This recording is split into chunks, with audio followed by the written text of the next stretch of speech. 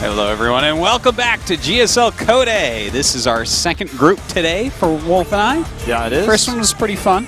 It certainly was. We had a lot of 2-0s, but the results were pretty flashy, especially with how we saw Tails get out of the group. It's just basically not a single straight-up late-game oriented build out of him. He was just thinking about getting into his opponent's head, getting an early advantage, or really, I guess you could say with Tails, it's more like putting your opponent at an early disadvantage.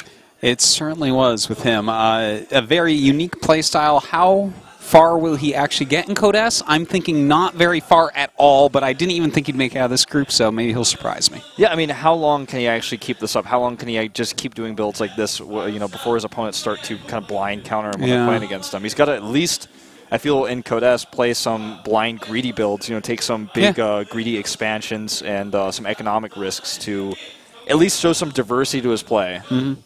Well, that's over. 2 Protoss going up. Thank God. We want to make sure to get as many Protosses into Code S as possible. That's what we do, man. As he and Classic did make it out. I'm not really surprised about Classic. He's been playing just so fantastically in Pro League.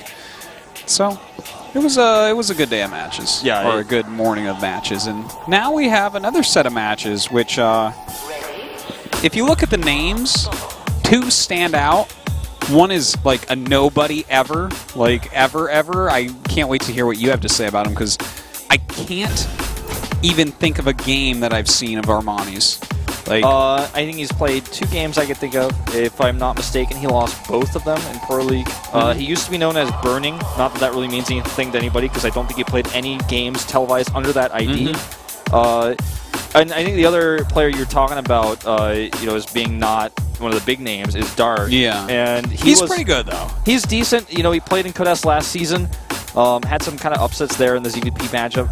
He was once called, like, Boxer's Experiment or Boxer's, like, Prodigal Zerg because he was picked by Boxer to come on to SK Telecom. And there was a lot of talk about this player because he was coming into Slayers, I think, as a B-teamer, and then Slayers disbanded, and then Boxer pulled him into SKT, which was seen at the time as kind of a big deal because it wasn't originally a Kespa player, and Boxer specifically chose him to come to the team. But since then, he's never really impressed. He never kind of came out of his shell that he was hiding behind. I'm trying to remember his games from last season. Tell me if I'm wrong. He was playing a completely new style or an old style again in ZVP, where like he was going a lot of Roach Hydra and trying to bust people, if I recall correctly. I think you're right. And he was actually a very exciting player to watch last season, even though he didn't make it out. I can't remember who he was playing against. I think he won the first CVP against that player, then rematched him in the final match and lost. I believe so. I can't remember either, but he was very exciting. He's a young kid. It felt like he had a lot of talent, and he was playing just in such a different way. We were so used to like Swarm Host type play at that time, and he's like, nope, Roach Hydra, even on, it was on Ultra Zeme. God, who was he playing? It's on the tip of my tongue. Oh well, anyways, he's going up against Innovation now, a totally different matchup. Yeah, Innovation, a man who needs no introduction. Let's go into Group B, Zerg versus Terran. This is the GSL Code A.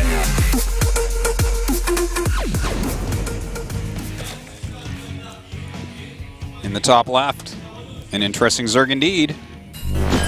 Dark. Oops. There he is. There he is. Don't be confused. And over here, a man once dubbed the best player in the world. Innovation. Once upon a time, he was the guy. Is he still the guy? I don't know. We'll have to see. He was one of STX's biggest, bravest, and brightest. Thank you guys for coming down, by the way. Looking handsome. Headsets. All 4 of you. Yeah. I'm not just saying it because you got the headsets on and you can hear me. I really feel that way. You're so kind, Wolf. So, you know what I'm really excited about here is the fact that this is a TVZ matchup that I haven't gotten to cast a whole lot of recently. Yeah, it's a bit of a rarity for Code S. A little bit more It wasn't for the longest time, but nowadays it is. These positions are pretty good for Hellion pressure for Innovation. And he's also going to be able to, depending on which direction he decides to scout, which I feel will be to the top left, get a good amount of information with his Reaper.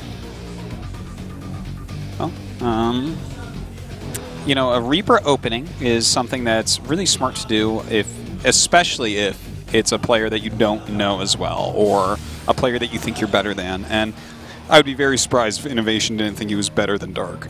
That's true. So that's how I always really look at Reaper openings. Is I feel like a lot of the times it tells you what the Terran player thinks about his opponent, whether it's a Protoss or a Zerg, or sometimes even a Terran. Like, if we saw Innovation against Sulky right now, would he be opening Reaper? Maybe. He might. There's definitely a possibility, but also he'd be having to mix in builds like Command Center first. Yeah, that's exactly what I was going to say. You know, right against Sulky on Frost, I'd probably expect Innovation to go CC first. Yeah, could be. Start off the best of 3 like that.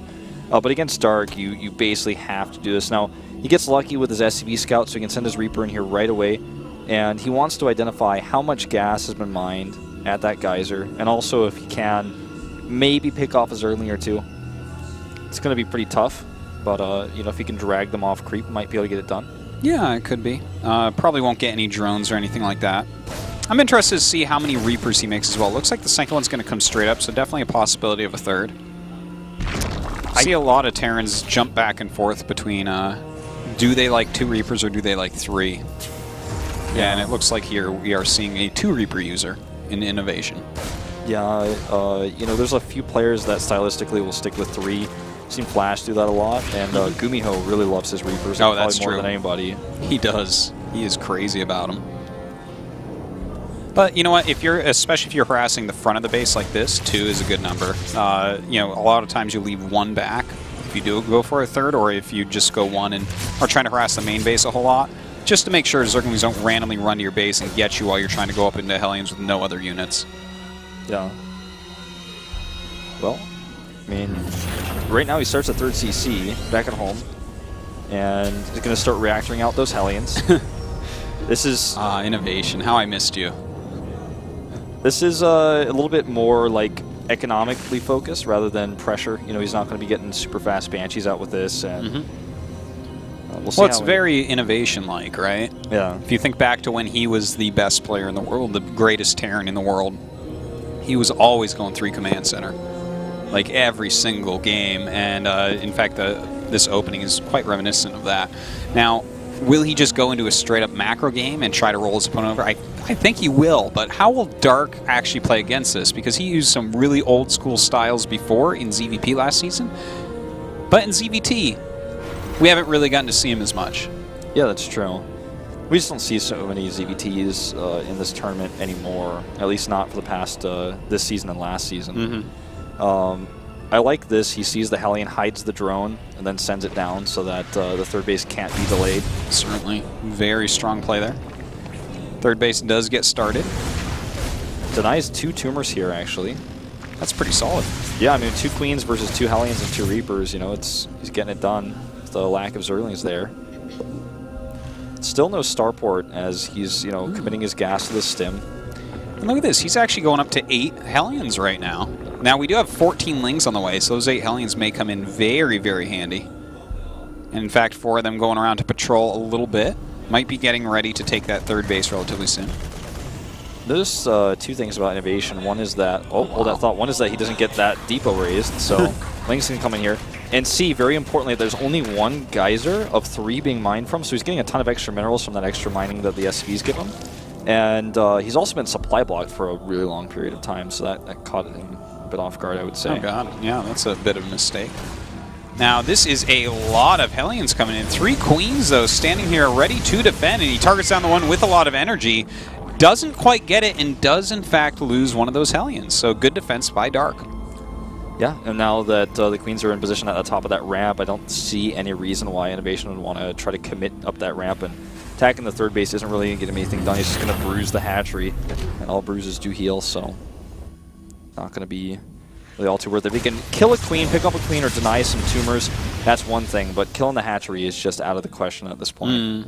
In fact, if he were to commit to that, most likely he'd get a surround and end up losing a lot of units. Whereas if you make this many Hellions early on, as we can see, he's killed nothing except a creep tumor, and you kill nothing and you lose them, you're in terrible shape. You have no map presence whatsoever. You spent so many of your early minerals, so you're down overall in marine count. it's going to take you a long time to fight back in. But as is, he has those still alive. He can control the map a bit more and hopefully take his third base relatively soon. Yeah. I mean, he's got Stim ready. Innovation, that is. He's got the Combat Shield now on the way. He's not really going to have any attacks that are going to line up to hit because of how he's taking his third base before Baneling speed is done. So he's definitely played this one a little bit more passively. And that's part of the reason why he has to keep these Hellions alive, because without them, he has really no pressure on the map. Well, you know what? He's probably not wanting to even hit any sort of 1-1 timing. 1-1 is generally like a very weak thing to try to move out with. You know, really in any matchup, a 1-1 timing attack is not generally good. It's 2-2 that you really want to hit. It really lets the second engineering bay kick in, lets you sometimes be up even 3 upgrades here. I mean, it's probably going to be about even. Dark is on top of his stuff. And, you know, as you said, with that Baneling speed on the way, I feel like this is going to turn into a long game. Yeah, I think so. I mean, neither of them can really put on direct pressure against each other right now. Now, Dark decides to take the hatchery that's to the north rather than take the one that's south of his third. It's easier to connect creep to that location, but it is a little bit easier for Innovation to take a fourth up to his north and then also attack and defend simultaneously. Let's see if he can actually lift and get these out of there. With the Mutalisk chasing, it's not going to be easy. Hellions come over to help. If he could target down those Banelings, maybe. Well, it looks like he's going to go ahead and lose a bunch of these Hellions. In the meantime, the Lings and Mutas going after the remaining Marines, and in fact, killing off some SCVs, and oh, he doesn't quite get that meta back. Not quite. A few Banelings do get picked off here finally, and the Mutalists have to retreat. I would say that was very good for Dark. Yeah. I quite liked that for him. So, you know what? It's pretty even as far as the drone versus SCV count goes. This fourth base definitely going to mean a lot, but as long as Dark continues to push his creep and continues to macro up and stays on top of his upgrades like we see he's doing now, he's going to be in good shape going forward. Yeah, he certainly will be. I like where his creep is at right now as well, going all the way up to the watchtower. This turret will be canceled. Reaper goes down, not too important comparatively, but see how much damage he gets done here. I think he doesn't want to overstay his welcome here. That was close. Almost got greedy there. Luckily for him, not really punished, just taking a little bit of extra damage that'll heal up pretty quickly. But now it is time to have some Thors pop out for Innovation, something that we're seeing more and more and more in TVZ. Yeah, Thors are coming out. He's adding a lot of Widow Mines here. He's starting to get that Drilling Claws upgrade, and these Widow Mines could connect quite nicely. Let's see. Hitting a decent amount of those early. He's hitting some Marines as well, though. Even lost a medevac from that splash, actually. Yeah, and this Baneling group could actually take out quite a few SCVs. He has to pull, and pull he does. A good run right there from Innovation on his SCVs, so he saves most of them, but it's 58 SCVs to 80 drones at the moment, and 4 base against 3 with a pretty decent creep spread, so... Yeah. They're not just 4 bases, too. It's like uncontested 4 bases that Innovation hasn't been able to pressure at all. All the larva that Dark spends into attacking units has traded efficiently for him rather than he's using it to defend. Finally, Innovation starts pushing onto this creep a little bit, but he's losing a lot for it. Well, he is starting to push onto this creep, that's for sure. He does have his Widow Mine set up, but Dark is keeping up in the upgrades, and I really like what you said about being completely uncontested. He hasn't had to guard drones at all this game. Nothing has even come close to killing a drone. So I feel like he's in pretty fantastic shape. As long as he doesn't mess up against Widow Mines, might be just totally fine. He's just running by, you know. The Widow Mines then connect with the Marines. He kills all of the medevacs here. And now Innovation is down 50 supply. Yeah. And he might not even be able to burrow these Widow Mines in time. And this could actually end the game. He's going to have to cancel that command center. And he crushes the army. He crushes that command center. 2-2's not done. 2-2's not done here. My could God. he actually kill it? If he were to kill that, that's basically game. Like, you cannot lose those upgrades. Well, I think it might be game regardless. He repairs it to stop the Mutalisk from killing that 2-2, but there are the scans. He got the 2-2. So, he does at least finish his upgrades, which is nice. But if you look at the supply, it's about 100 different. And Dark, I have to say, I mean, there was nothing too fancy this game. He just kind of outclassed Innovation. Yeah, GG. Wasn't expecting, like, an outclassing. I mean, we know that Dark is this talented young kid. We saw some pretty strong play from him last season. Haven't really seen that much from him since. But that was pretty darn impressive to kill off what used to be the greatest TVZer in the whole world. What do you think about that scan that we saw at the end? You know, usually when like a Terran player is about to lose the game and they're a bit confused, sometimes they'll scan to say, like, wait, how long have you had that 4th base? Yeah. Do you think he just didn't expect the 4th base to be up so long, or That was an interesting scan to me because it was almost like he was confused. Just making sure that he had the 4th base and that wasn't some sort of weird 3-base, like timing all-in-ish 2-2 rush or something like that. Like, we've seen weird Baneling, Zergling, Muta attacks in the past from Zergs on 3-base.